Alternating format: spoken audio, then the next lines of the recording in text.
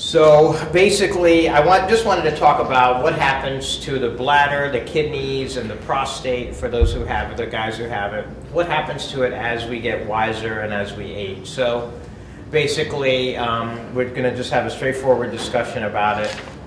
When we define the geriatric population, essentially we're thinking about patients who are above the age of 65. And I like to start with this slide because it's important to see where we've come with modern medicine and all the advancements that we have in medicine right now. So ancient Greek life expectancy from the time you were born was only about 20 years of age. And then fast forward all the way to 1776, and that didn't really go up that much. So the average age that people were passing away was 23. Then we go to the 1900, and we basically doubled that age. So we were able to get to 47. And in 2012, we're at the average life expectancy, so the average is about 78.8. So why is this happening? So we have increased longevity is primarily due to better living conditions, better health care, and essentially we're taking care of ourselves better. We're more informed, we know what to do. And the maximum documented human is about 122 years of age right now. And does anybody know where? Well, first question is it a male or female? Does anybody know? Female. It's a female. And then number two, where is she? Okinawa. So it used to be Okinawa, but she just passed away and there's somebody else now. It was also a female. India? Japan? France, actually. Oh, and she used to smoke and drink a lot, and she's still alive. So it was Okinawa for like the last 25 years. The oldest female was in Okinawa. She was 122 years old. And then now there's... How old was her mother? Yeah, right. I don't know. That's a good question. So that's where she is now. And so anybody over the age of 65, that's 13% of the population. So we're talking about a huge chunk of individuals that we need to take care of. So what exactly is aging? So we have a couple of different theories. The first theory, which is kind of the main theory that we like to think about, is the wear and tear. So as we get older, our cells are damaged by the toxins that are around us. So it's typically from what we eat, our diet, and our environment. So we put those two factors together and we have wear and tear. So our body naturally is able to repair itself. And those repair systems, over time, they are lost and they break down, and then eventually we can't repair ourselves, and that's how we age. So that's the wear and tear theory. Now, as you get older, you become more susceptible to these psychological stresses, physiologic stresses, and the wear and tear gets even worse. So that's the number one theory. The second theory for aging is what we call the neuroendocrine theory. And what does that mean? All it means is that the hormones that you had when you were 15 years old, after you hit puberty and onward from that as an adult, those are not there. Those hormones go away, and then that basically makes your body age. So you have alteration of normal function once these hormones go away.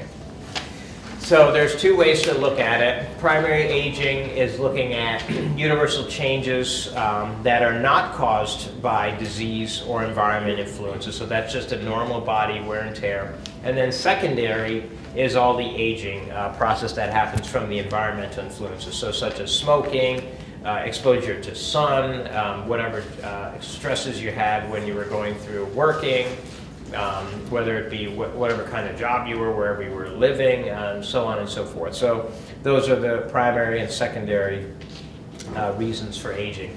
Now, I like to look at this, I like to put this slide in my talks because it talks about our brain and the cognitive function, and then what happens as you naturally age, so decline in cognitive function. So this is just moderate to severe dementia, and if you just look at the general population, so by the time you hit about the age of 65, 1 to 2%, 65 to 70, 1 to 2% of the population has some type of moderate to severe dementia, and then that number naturally continues to rise as you get older. So by the time you hit over the age of 100, 75 to 85% are estimated to have some sort of dementia. And this is just our normal cognitive function. There is no reason for it. I mean, obviously there could be many other reasons, but this is just the general figure. So if you look at the other fact that I put on here, so 40% of 80-year-olds show evidence of some kind of cognitive decline in function that you may not even be able to test, that you may not even be able to see based on a memory test or any other standardized test. So a lot of this stuff is going unrecognized. We're not even aware of it. So what I was going to talk about is how this cognitive decline affects urology, my area. So, oh yeah, I like this picture. When I saw it come out in Bloomberg Business Week, we don't have a pill that can make us live forever. Novartis is actually working on medications that could try to make us live forever, but we don't have it right now. Do you know anything about the shot for telomere, plaque in the brain? I don't know much about it. I have heard about it. Yes, I read about it. It's very interesting. Could you repeat the question? Oh, the question was about the plaque. There's an injection now that can be given to decrease the amount of plaque that's built up that's related to dementia. Yeah, it just came out. Yeah, this is brand new, yeah.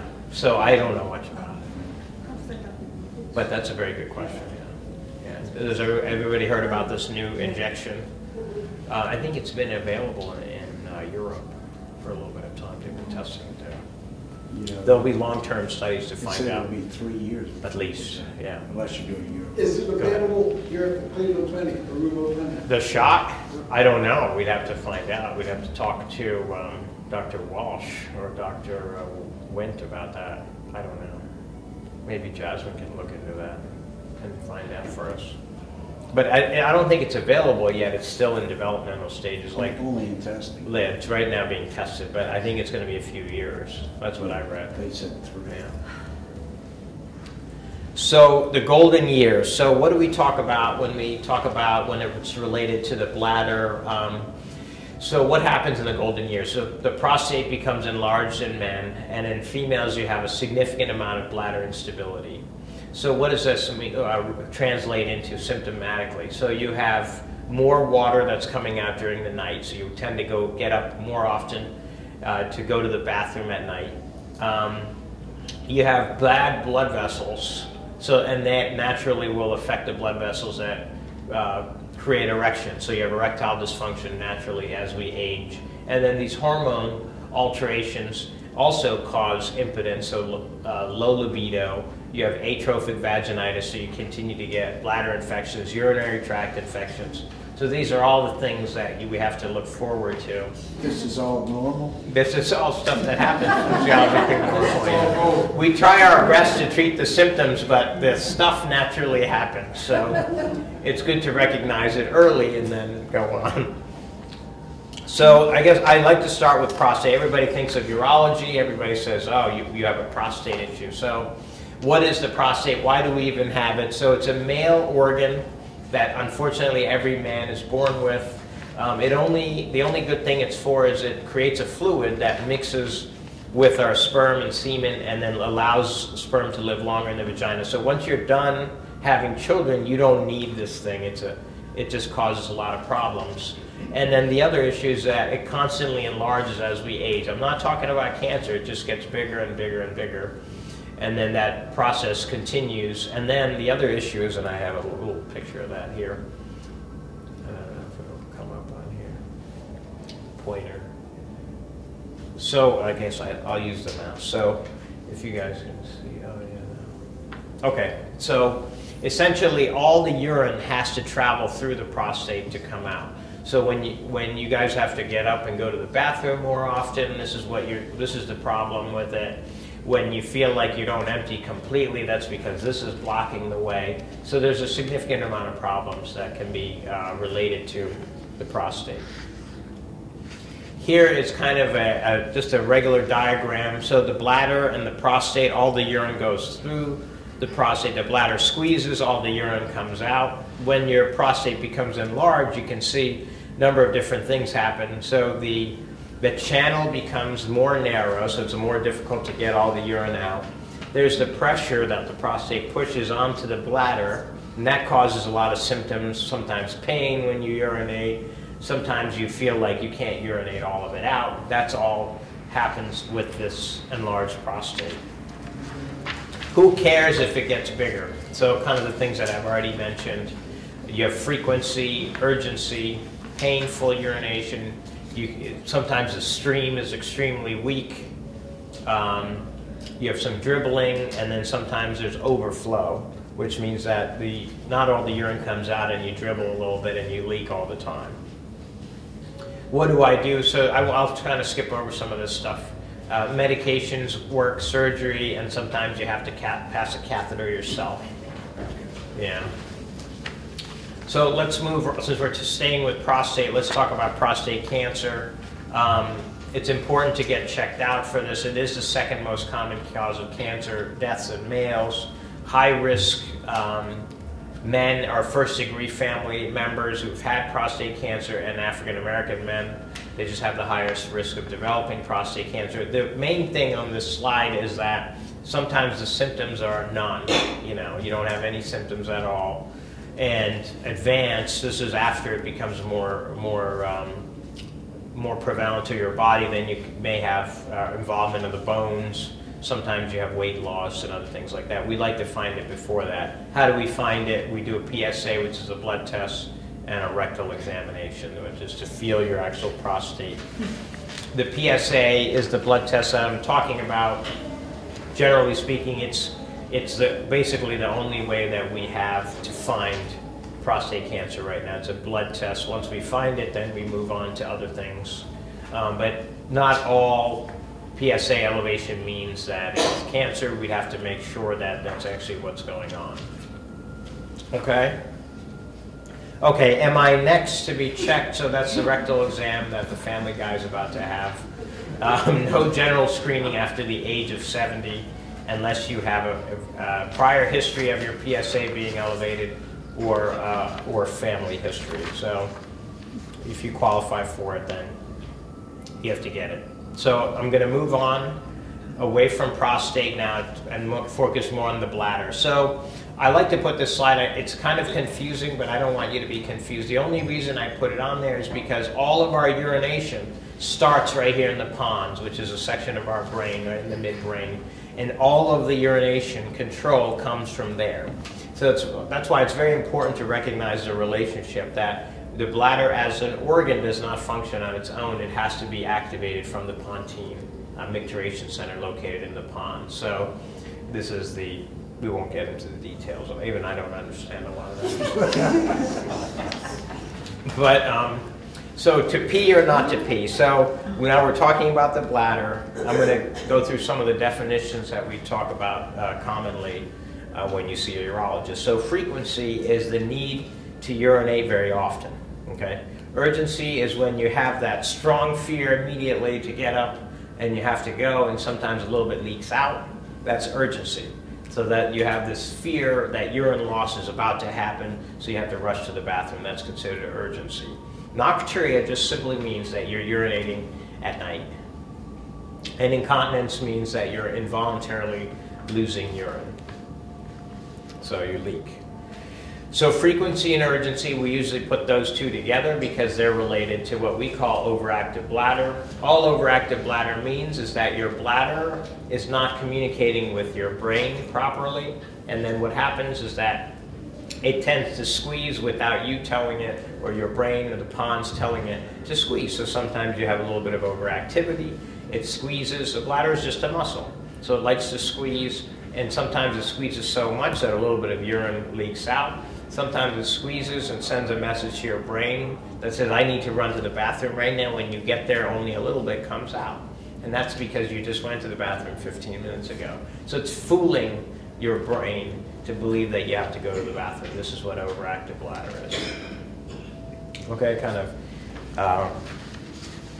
just a general sense. So, okay, I like this slide because we traditionally used to think that only women had overactive bladder, but what we're recognizing is that, so yes, 40% of women that we see have overactive bladder, but actually 30% of men also have it. So, and why do they have it? It's because there's a disconnect between the prostate, bladder, and the brain. So you have kind of a whole disconnect of the system.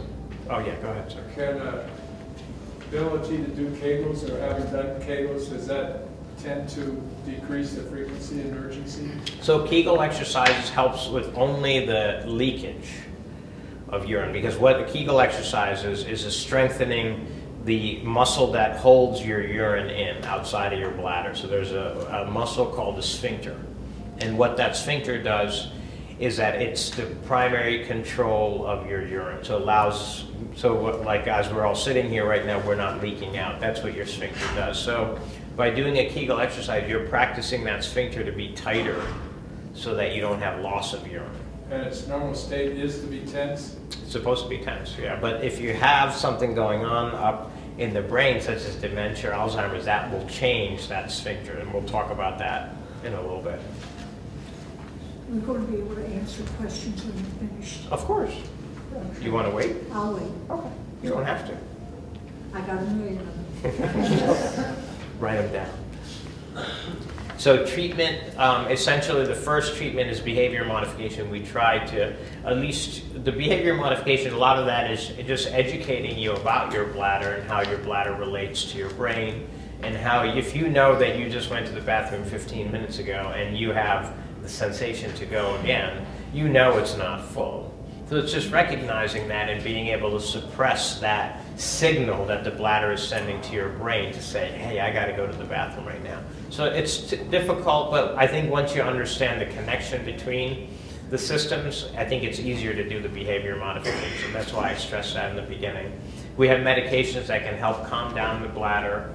A lot of the problems with those is that the side effects are significant for some of these medications. So we always talk about that in detail before we start it, and then referral.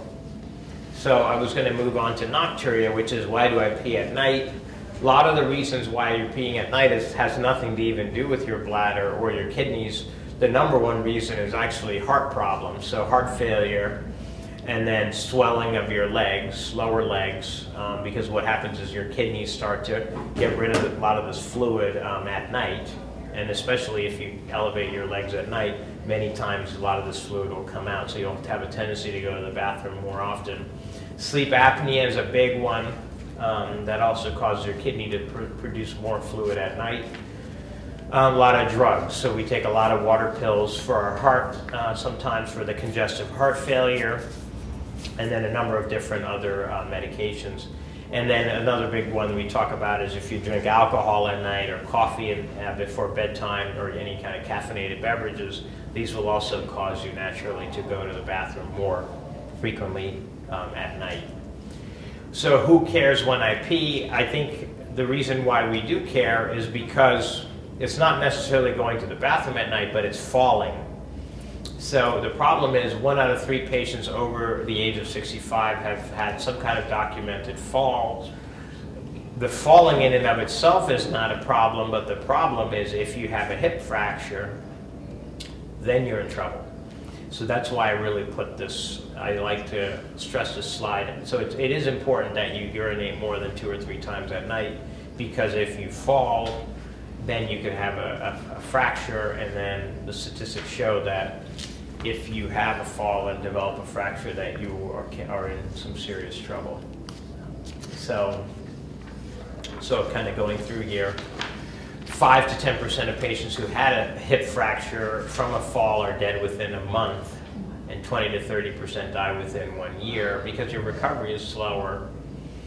The 1-year mortality rate is about 25% after a fall-related fracture, and then those who do survive, 50% of those were unable to live independently afterwards. So assisted care, that kind of thing. I'm not trying to scare you, but if you do urinate at night, think about some of the reasons behind it, talk to your doctor about it, and then create a system so that you won't fall. Have night lights, create a system where you're near the bathroom, so on and so forth. Make it easier for yourself. Don't fall. Okay? Next thing is, why do I leak? So Urinary leakage or urinary incontinence is very common. We find it in about 15 to 35% of patients in the United States over the age of 60 have some kind of leakage of urine. A lot of it happens after childbirth, prolonged vaginal deliveries, prior hysterectomy is another one, obesity, stroke. Stroke affects portions of your brain that will cause you to leak urine. Some lung diseases, just overall health being poor. So this is kind of interesting. 50% of women have some kind of urinary leakage at some point in time.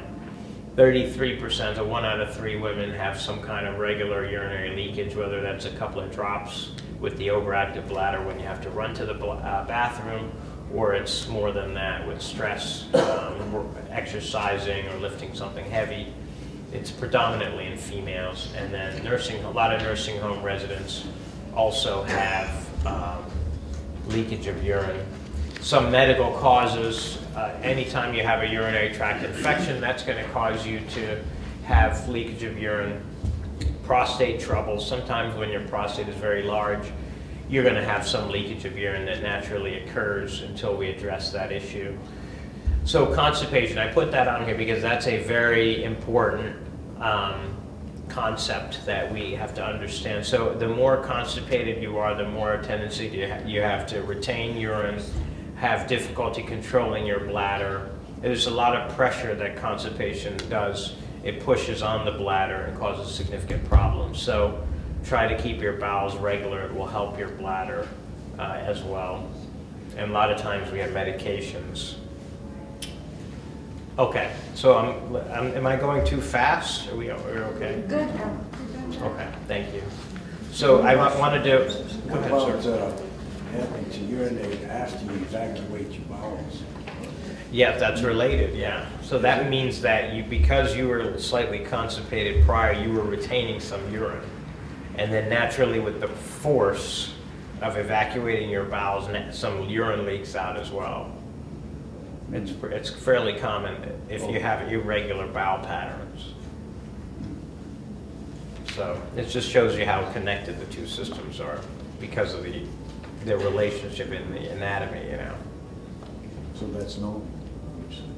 Can be, but you want to make your bowels more regular so that you don't have that much pressure when you evacuate your bowels, you know. So the next thing I wanted to bring it kind of all together. So since we are at the Center for Brain Health. So dementia and leakage. So not being able to react quickly enough to the sensation of needing to use the toilet. So many times with dementia, you have the failure to get to the toilet in time. You have mobility problems. So those things can really cause a problem, can have a tendency to have leakage prior to even getting to the bathroom. So that's one problem with dementia. The other problem is inability to recognize the toilet. If somebody becomes confused about their surroundings, then you may have inappropriate urination, you know, such as maybe in the basket can be mistaken for a toilet. These are things we see with advanced dementia.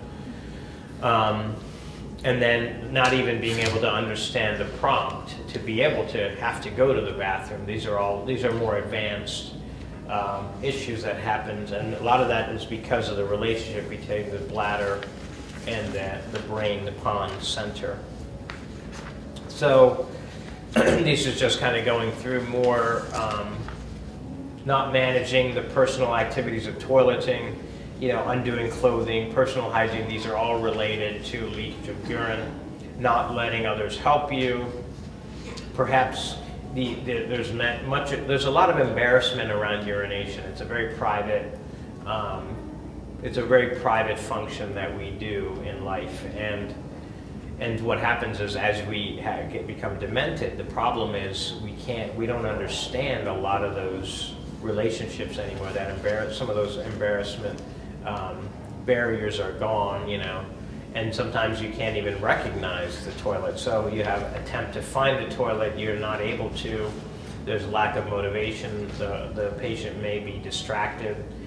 Sometimes there's unsuccessful tries to to deal with wet or soiled clothes, they can be forgotten. So you can see that there's a number of different things that can happen. What do we do? What is the treatment for it? The first thing we do is we adjust fluid intake. So the fluids, the amount of fluids that are going in and the timing. So we want to make strategies for keeping your bladder empty while still keeping you hydrated. So a lot of times we do a diary. So we write down how much you're taking, what kind of fluids, you know. We don't want a lot of bladder irritants. So there are things that we've recognized that can affect the lining of the bladder, such as caffeinated beverages. We talk about alcohol a lot. And then spicy foods, that's more of a food rather than a fluid, but spicy food also irritates the lining of the bladder and causes you to have more overactivity of the bladder. And then urge strategies and pelvic floor exercise. So pelvic floor exercise, the first one, it was what you mentioned, the Kegel exercise. So that's to help tighten your sphincter so that it's not so relaxed, and then you don't leak urine as often. Biofeedback is something that we have been trying, so that's kind of teaching you how to be able to control your urine even when you don't necessarily have to. Okay, so this is another area to talk about the brain. So originally we thought it was only the pons, which is this area right here, but what we've also found is that there are multiple other areas that are found within the brain that control our urination. So, and the reason why I put this up is if you have a stroke or if you have a dementia of a certain area of the brain and you say, oh, it's not part of the pons, but that's not necessarily true anymore because we found different areas within the brain that do control our urination and different parts of it. So, for example, this one here, which is the anterior cingulate gyrus, that area is for storage of urine. And then down here on the right, that area is more for the incontinence, so urge incontinence and sensation. So the next thing I was going to talk about is Parkinson's and the bladder. So the most common thing we find with Parkinson's patients is difficulty holding urine in. So being able to hold urine and not be able to leak. And what happens is the brain's control of that sphincter is disturbed. So the bladder becomes overactive, wants to empty even when there's only a small amount of urine within the bladder. So that leads to urgency and having to go that frequency, and then you even have the incontinence. And at night is when you see a lot of problems. So you have repeated nighttime urination as a result of the sphincter and brain disconnect. Excuse me. You Yes, keep ma'am. saying the brain controls this. How do you get the brain to control it? Well, to not control it, How the brain So, how do you get your brain to the control better the treatment, incontinence? so the more treatment you have for your Parkinson's, the lower number of urinary symptoms that you'll have. Because we can't take away the control of our brain and our bladder. We can't take that away. So basically what we're targeting is a lot of behavior therapy. So taking care of the Parkinson's, behavior modification, not drinking as much fluid, being able to recognize when you have the overactive bladder symptoms come on, being able to curb that. Those are the modifications that help the most rather than more medications. So more medications may cause your Parkinson's to be worse, for example, or your dementia to be worse. So we try to be careful just giving medication to control a lot of these symptoms when we know a lot of them can be handled with treatment for Parkinson's. You know, really identifying, like what they do here, really identifying each symptom pattern and treating it individually rather than Parkinson's as a whole, and then treating the behavior modification, like I said. So it's really like a partnership for the treatment, you know. So the next part, so that was leaking. The next part that can be a problem is difficulty getting all the urine out, which is considered urinary retention. And why this happens is, and people can have both or just one or the other. So this is caused when the sphincter, that sphincter that controls our urine, that wants to close all the time, but your bladder wants to push all the urine out. So your bladder wants to squeeze, get all the urine out, but your sphincter stays closed. So what happens is over time your bladder muscle keeps trying to squeeze, and then over time it just stops squeezing. And then you develop urinary retention. So this, you can have a weak stream, you have dribbling, and then the big thing is that feeling that your bladder is not completely emptied. So that's a big symptom that we encounter a lot in our office with these kind of patients. So that was it for those. I was going to talk about some other interesting stuff in urology, if we have time. Do we have time to talk? Okay, perfect. Everybody's okay with that? Yeah. So I like to talk about kidney stones only because it causes a severe amount of pain, and the elderly are affected a little bit differently in the sense that a lot of times you'll have a stone that's blocking and your pain will not be as much, but you'll continue to get recurrent urinary infections as a result of the stone. And if we think that it's all related to your bladder and don't look for stones, many times you can have significant kidney failure and infection leading to the hospital, and then we find out, oh, well, you had a kidney stone all along. So it's important to recognize that kidney stones are present, that you don't have to, it's not necessarily because we're in the heat in Las Vegas, or we see kidney stones everywhere. The main treatment is just increasing our fluids and talking to the doctor about it, checking an ultrasound. Okay, the other thing I like to talk about with aging is male menopause. So what is male menopause? It's not only women that go through menopause. We see it quite often in men as well. Decreased sex drive, loss of muscle mass, a lot of sleepiness, generalized weakness, anxiety, mood swings, depression. So as we get old, as men get older, we also have very similar type of symptoms.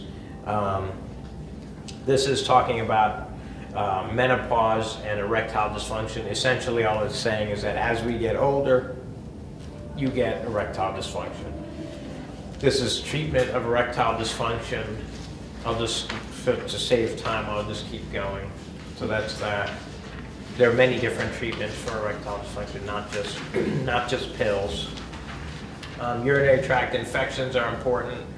A lot of it, like for the examples I was saying, Parkinson's disease, you have a retained bladder. Anytime you retain urine in your bladder, you're putting your bladder at risk of developing an infection. Urine needs to be excreted, it needs to be pushed out of our body. Whenever it's not, you have an increased risk of developing a urinary infection. Poor hygiene. Key points. Oh yeah, so postmenopausal women are prone to urinary tract infections just as a result of atrophic vaginitis. This is when bacteria can easily sneak into the bladder because the hormone counts are low, lubrication is low. So essentially, we treat that with some topical estrogen cream, a lot of fluids. Cranberry, there's some controversy about cranberry now, whether it's good or bad. The general consensus is that it's still very good for your kidneys and your urinary tract. And then I always put bowel management in here because people who tend to be constipated tend to have a higher risk of urinary tract infections. So it's important to be, oh, and then I always talk about robotic surgery. That's only because I do a lot of it, but we don't have to talk about it. And that's it. Excuse me. Yes, ma'am. So we can do questions if everybody's okay with that. I have a question about fractures.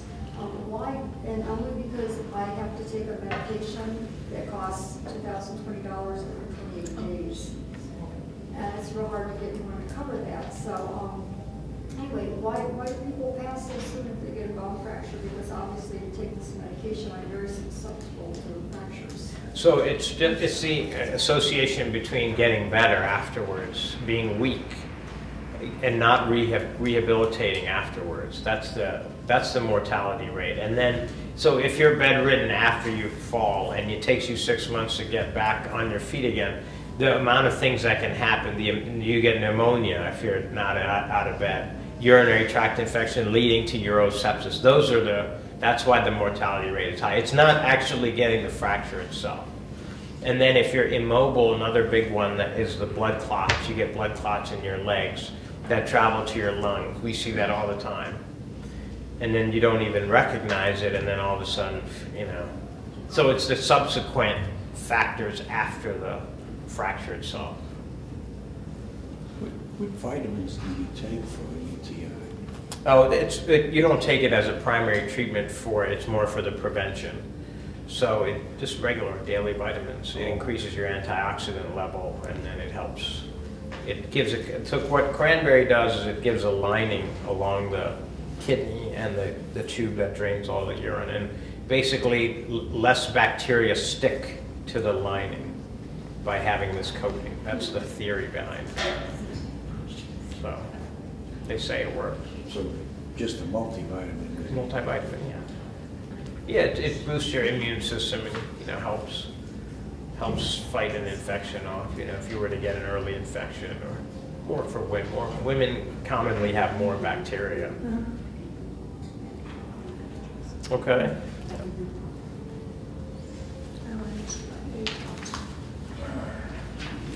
Yeah, go ahead. So, do you use the robots a lot? I do, yeah. I do primarily. That was what my fellowship was in. Yes, I do a lot of robotic surgery. They're very, resolution of it must be fantastic. The patients do very well. Recovery is very faster, and blood loss is less. People do very well. What's the success rate of robotics versus regular surgery? We don't look at it like that. It's more because I do a lot of cancer surgery, so it's more you look at who does better afterwards in terms of cancer outcomes. So we've found that they're pretty much equal when it comes to cancer control, but it's advantageous in the sense that your length of stay in the hospital is much shorter, your pain is much less because the holes are much smaller, and there's less blood loss. So less blood loss translates to doing better, recovering faster. You know. So go ahead. What are the three things that you would say that we all are getting older, so do I just accept what's going to happen here, or what are the three things you would say to help avoid some of this or delay? So what I would do is take vitamins, don't drink alcohol, eat less red meat, like take care of yourself, you know, try to be more organic if possible. If it's very expensive to be organic, but whatever way is possible, then I would eat better. I think a lot of it's inevitable. A lot of what's going to happen to our body is inevitable. But I think if you just take care of yourself, you might just feel better in general, well, you know, during the time that you're not sick. I think by doing those things, you know, than not. You know, don't smoke. The other were two regular. You hear so many negative things about vitamins now. Almost. Oh, vitamins? I know. I don't know. Yeah, I don't know anymore. I stopped reading about all that stuff. I still take my daily vitamin, and I'm happy. Like a multivitamin? Yeah, multivitamin. Yeah. I have two questions. In women, would it be, I know there's a balance between hormones and cancer. Yes. Would hormones replacement, small dose for postmenopausal women be helpful? You're talking about pills. So there's a difference. Yes. So pills versus cream. So pills are out of the question. They're out of the question. Usually, yeah. No, there's no evidence to show that it helps. Okay. So I wouldn't do any pills. The only thing that is doing the cream. Okay. So cream, topical estrogen is the only thing that doesn't increase your risk of developing cancer or having recurrent cancer, but at very low doses. That's why I don't do every day. Okay. Second question. I'm a nurse, and I have a patient who just told me about a TENS unit for her incontinence. I've been a nurse for quite a while, and I, to be honest with you, hadn't heard of that. Can you touch on that? Yeah, so it's a bladder pacemaker. So it's very investigational now, It's used for incontinence, overactive bladder, and some neurogenic bladder when we find that patients are not able to urinate everything out. Very investigational, only about 30% success right now. So it's new. It's very new. Is that placed in the bladder itself, or No, is that on the outside? it goes into your butt, in the Okay. back, yeah. It's exactly the same pacemaker that for the heart that goes here. Essentially, they've redesigned it for bladder. And they also use it for the bowel now. Would they use it in paraplegic? I don't know about that. I don't think so.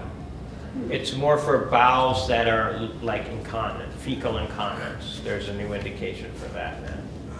Now, would you use that device on a bladder that the musculature is still working to squeeze it, or would you use it on a bladder that the muscles have given up and stopped? You can. So that's the newest. So You you're would talking do about it on atonic both of bladder, those? like her bladder, not you, the one that your friend. So atonic bladder, they're starting to. It's very investigational. Yeah. So I'm trying it on one patient to try it and see what will happen. This is all new stuff. When the bladder pacemaker first came out, it came out approved for refractory overactive bladder. So those are patients where their overactive bladder was treated with all the medications, and then you have to actually try Botox in the bladder prior to, which Botox relaxes the bladder completely so that it takes away that spasming of your bladder. And then if that doesn't work, then you do the bladder pacemaker. So it's usually when your muscle's still working. And then now we're thinking about using it on when the muscle doesn't work anymore. So you could stimulate a bladder that has given up? You're trying to. So the idea is, this is very advanced stuff, but so you know that connection between the brain and the bladder. So basically what the bladder pacemaker does is you find the nerve root and you put a lead into the S3 nerve. So we found that that's where it exits. That brain pathway exits. So it's almost like the brain is not telling it to turn on and off, so you are by doing this pacemaker. So that's what it is, essentially. It's kind of cool. It's very cool, yeah. Sounds like a good idea. Sounds like a great idea. It's done, Medtronic made it, so they... Who makes it? Medtronic. Medtronic yeah. makes it? It is Medtronic, yeah. What is signaling the prostate to grow in old men? It's just the way it is. It's as your testosterone level goes down, your prostate just tends to get bigger. Well, I'm wondering if it's cytokines or something, because if we could figure out what the growth factor is, we would have a way of Shrinking. We have medications that shrink your prostate that work very well. They alter the testosterone in your body. So they do work. Is that a good thing? It causes male menopause. Yeah, It's not the best thing in the world. Well, thank you for having me. I'll talk to you. I didn't forget about you. Thank you very much.